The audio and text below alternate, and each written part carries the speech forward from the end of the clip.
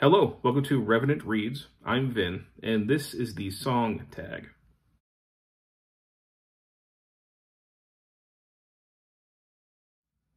So the song tag was created by Gareth over at Book Songs and Other Magic. I believe I was tagged by Gareth, I think. And I think I was also tagged by David Wiley. It's a little bit hard to remember because it's been a while since I was tagged, unfortunately. It's taken me a long time to finally catch up to tag videos, and that's what I am making an effort to do between this week and next week. So here I am catching up finally with some of these things. And these are prompts all about basically our taste and our history in music. I will say that, I listen to a lot of musical genres. I listen to industrial music, different types of metal. I still listen to a lot of 90s alternative rock, and sometimes classic rock and even classical music. But you'll see that, I guess I have pretty eclectic tastes. So let's begin here. The first prompt is, name a song that always makes you happy. This is kind of tough to answer because I guess it depends on the context and mood. I mean, technically all the songs I listen to make me happy, even if the song itself is not happy. But I'm thinking, the way that I'm looking at this question is, what song is always basically going to put a smile on my face? That it's actually going to create that kind of joy in me. The one that I ended up choosing is Harley Poe Gorehound. It is one of the things that is on constant repeat or on the playlist around Halloween time in my house. Harley Poe does kind of, I guess you could say, kind of bluegrass, folksy music, but usually it's like a horror theme. And Gorehound is basically an unapologetic celebration of being a horror fan. And I just think it's an incredibly fun song. And every time it's around Halloween time, really started in September because it starts early in my house, I'm constantly having that song going on in rotation. And it always puts a smile on my face. Number 2, name a song that's a great fit for when you're in a pensive mood. I'm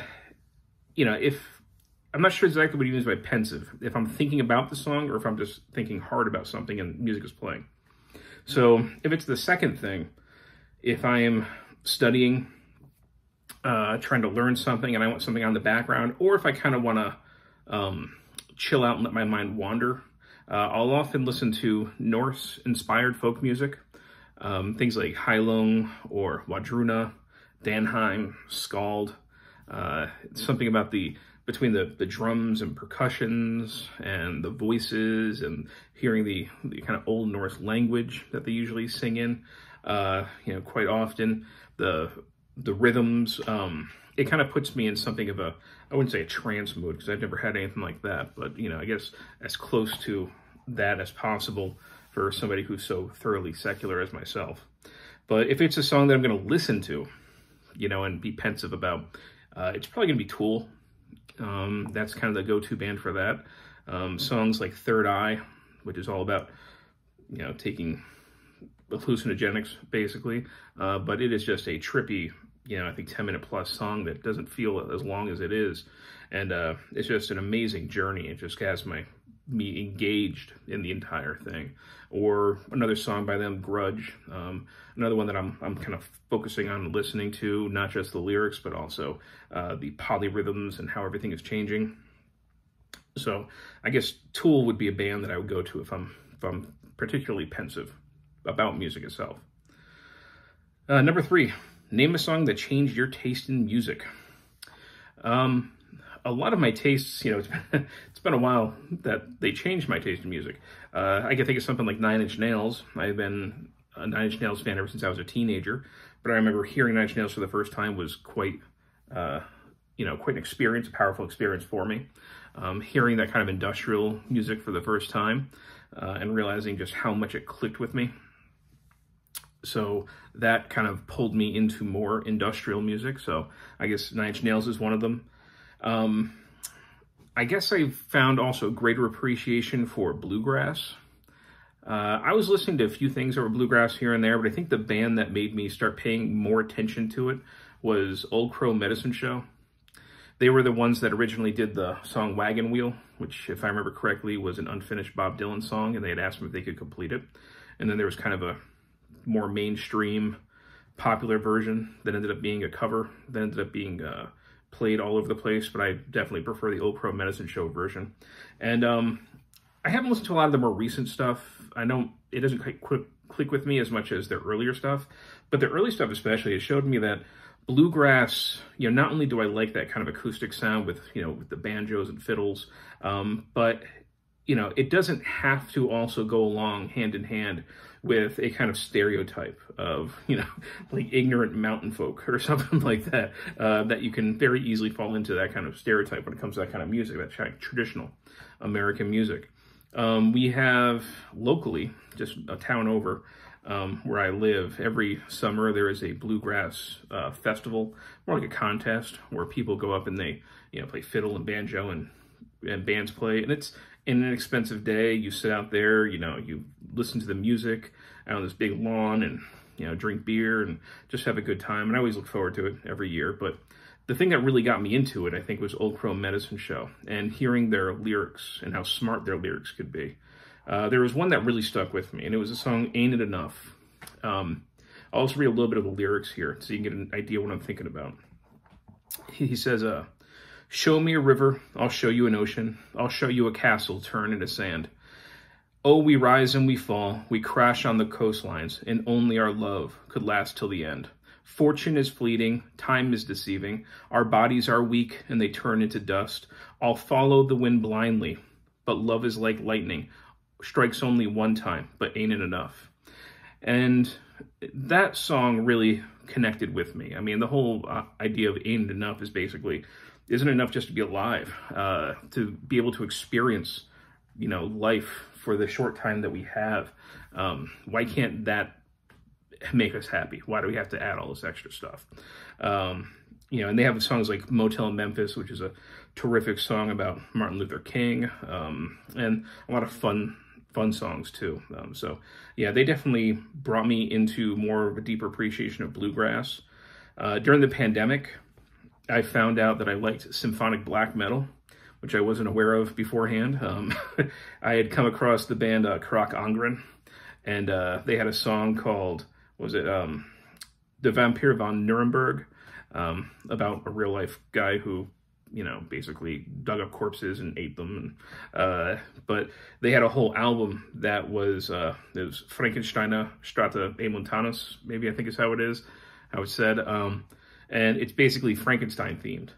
But I realized that I really like the combination of that kind of black metal, demonic kind of, not necessarily growl, but that way of singing along with the symphonic qualities. So it kind of helped me find bands like Duma Borgir and some other things like that. So that kind of stuff ended up going on my playlist as well. And of course, Carach Angren, they are very horror themed, and I really appreciate that as a horror fan.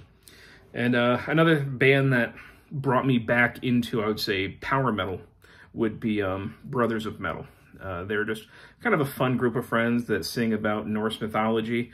They don't take it super seriously. I mean, they take the music seriously, but their videos are super campy and fun. But they have some beautiful songs, like Weavers of Fate, which I think is great about the Njorns. And there's a song Njord about the god associated with sea travel, which is a lot of fun. But they kind of brought me back into power metal over the last couple of years. So there's a lot of bands I guess I could talk about. These are not the groups that I listen to all the time. There's certainly groups I listen to more than this. But these are definitely ones that have little turning points in my musical history. Number 4, name a recent song that you've just discovered and loved. Well, I say discovered recently, not just discovered. I generally don't seek out new music during the school year just because I don't have time. But in the summer, I'll find myself going down rabbit holes and deep dives. But one of the ones that's been more recent that I've discovered is a French band called SLIFT. I think it's 2 brothers and a friend. And even though it's 3 of them, I mean, they have this amazing kind of wall of sound and incredibly noisy guitar, but not in like an obnoxious way. It's just a great kind of, their songs are a little bit doom metal, a little bit almost like punk garage quality as well. Very kind of, you kind of almost get like a psychedelic quality to them. I think their lyrics tend to be kind of more sci-fi, but they have such a cool soundscape and this very tinny sound to their guitar, which I really like. One of the songs I think is Uman that I really appreciate. I'll leave some links for things down in the description below of all these different bands that I'm talking about. People are interested in it. But that's definitely one that I've really appreciated, that group, that French group. Number 5, name 3 bands or artists that you love. Well, I've already mentioned a couple of them. 9 Inch Nails has been a mainstay in my life. Especially, I guess some of the more recent stuff hasn't connected with me quite as much, but everything up through the Year Zero era and just past that, I just adored. I played the hell out of things like the Downward Spiral and Pretty Hate Machine, and I think that Year Zero is a highly underrated album, even among 9 Inch Nails fans. I think that lyrically it's the strongest and has an amazing kind of dystopian concept behind the whole thing. So yeah, 9 Inch Nails has always been, a constant ever since I was a teenager, and I'm in my early 40s now. Tool, I've already mentioned. That's also a band that I love. Just the amazing sounds and the incredibly smart lyrics from Maynard. The just amazing drum work from Danny Carey. Guys, just absolutely incredible. And I think as a third one, I would say David Bowie. Somebody who had a very long, very, prolific career.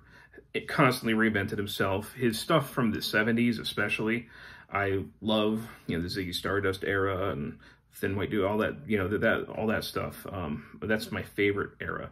But I also love when he kind of went, experimented with industrial in the 90s. Of course, he toured with 9 Inch Nails during that time. And his final album, Black Star, is just very incredible and moving. And he is just, ever since I was a kid, David Bowie was always kind of in my life because of pop culture. But as I grew, I always kind of got to understand and appreciate different eras of his career. And I had gotten, back in like the late 90s, I guess, a CD that was like a best of David Bowie. And when I first started dating my who would be my wife, we used to play that album over and over and over again. And I introduced her to David Bowie, and she just loved that stuff too. So yeah, those would be my 3, I guess. 9 Inch Nails, Tool, and David Bowie. Although I listen to a lot of other bands, those are my 3 that I probably have the most passion for, I guess you could say. Number 6, what instrument would you like to be able to play? I can't play any instruments. I can't even convincingly play an air guitar very well. I really have no rhythm. My wife hates it when I try and, tap along to the beat in the car, because I find myself tapping to like the guitar rhythm and not the actual drums, and it just drives her crazy. So I have a deep musical appreciation, but I have no musical talent whatsoever. I would love to play a string instrument, like a cello. I love the deep sound of a cello, or even something, more portable, like a violin or fiddle or something. I think that stuff would be great. I already said like bluegrass. I think banjo would be kind of cool to be able to learn. Or just a simple drum. If I could actually learn to keep a beat and play a simple drum like around a campfire, that would be also, I think, very rewarding. I just don't have that ability yet. Number 7. Name a fiction book with music at the center of the narrative. So in one way, it's actually kind of fortuitous that I took so long to do this tag, because if I had done it when I was originally tagged, I actually would not have an answer for it. But luckily, I have one right now, because I just recently finished this past month reading The Phantom of the Opera by Gaston Leroux, which of course takes place inside an opera house. Opera is central to the story, and you have the Phantom of the Opera, Eric, basically grooming and falling in love with an ingenue, a singer named Christine.